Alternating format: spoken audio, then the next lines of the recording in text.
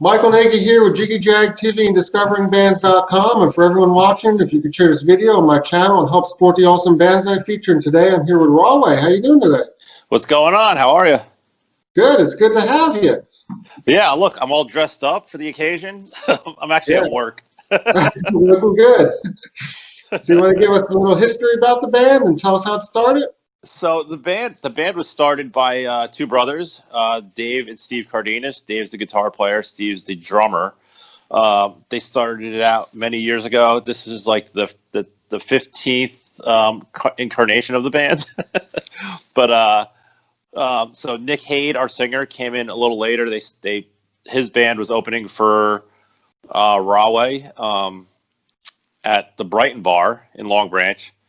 And then I happened to be delivering Chinese food for them one day, and they said, "You play bass?" I said, "Yeah," and it just never left. So I'm kidding about that, but and the band name actually came because the band at the time was working with Jack Douglas, who was producing Aerosmith, and the name of the band was Sun at the time, and Jack Douglas played Steven Tyler a song from Sun, and Steven Tyler loved it. And said, "What's the name of the band?" And he goes, "Sun." He's like, "That's a terrible name." So he goes, "Where are they from?" And Jack Douglas says, "Oh, they're from Rahway, New Jersey." And he goes, "Why don't they call the band Rahway?" And the name just stuck ever since. Now I see you just released your new EP called Slumlords of New Jersey. And tell us how you came up with that title. It's an awesome title. Everyone loves that title. So I was doing an interview one day with Juliet Huddy from Fox News. And she was talking about the band, and I'm like, we're just a bunch of slumlords from New Jersey. And we've been using it as a hashtag for anything we posted on social media. And then when we went to record with our producer, Mike Orlando from the band Adrenaline Mob, he's like, "Where'd you guys get that name?" He's like, "It's great." He's like, "It's a great hashtag."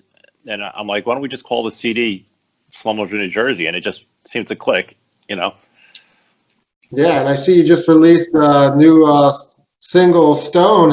What made you pick that for a single? Actually, that was supposed to be our first single, but with this whole thing that just happened, with this being under a pandemic and being locked down, we decided to put Sugar out as our first single. Of course, Stone was my favorite because it starts out with the bass, and it's actually, to me, it's the best song on the CD. But I mean, everyone has their favorites, right? Yeah, totally. That's what I was going to say. Your music has a lot of different elements to it. There's rock, hard rock, metal. How would you yourself classify your music? We're just raw rock and roll. It's been like that. We don't write for a certain genre. We just create, and whatever comes out, comes out. And usually it's just good raw rock and roll. Cool. Now, with this EP out, are you going to be doing a full-length album next? In this day and age, does anyone ever listen to a full-length records? So we figure if we put out like 5 songs every year, you wait 2 years, you're gonna get a full-length anyway, right? That's like 10 songs.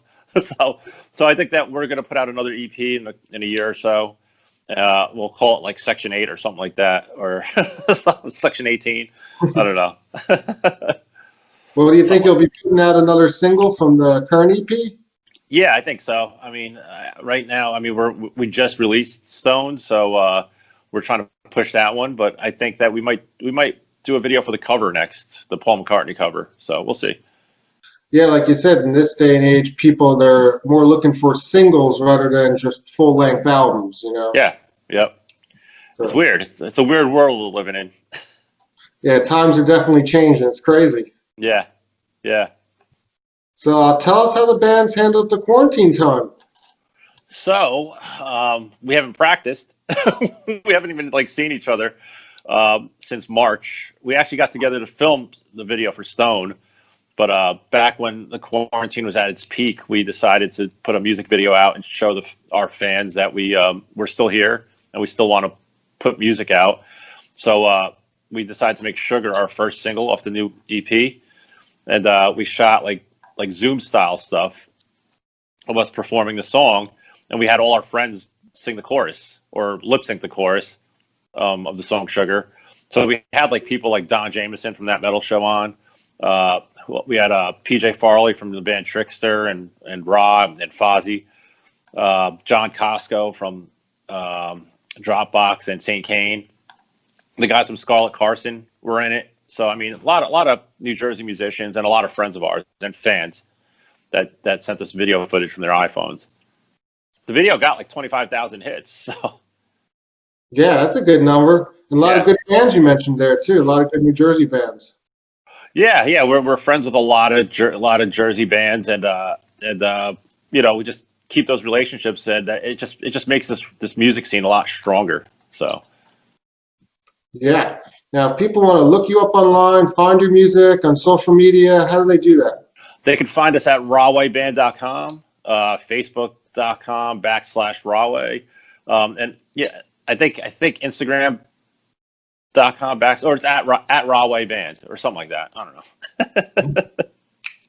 Awesome. And what are the future plans with the band?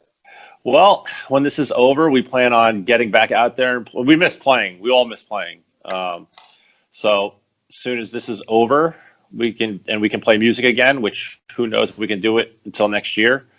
We plan to get back out there and do what we do best. You think you'll do a full tour or just stay local? We never stayed local in New Jersey. We're more regional. We play all over the place. I think we play like 1 or 2 shows in Jersey a year. So we try to get out there as much as we can. So we'll probably do a full tour, hopefully. We'll see. Cool. Do you have some bands maybe you'd like to tour with, play with? Yeah, there are a few, but I guess we'll wait for some of these agencies and see if they're ready to pick us up and put us on tour. Cool.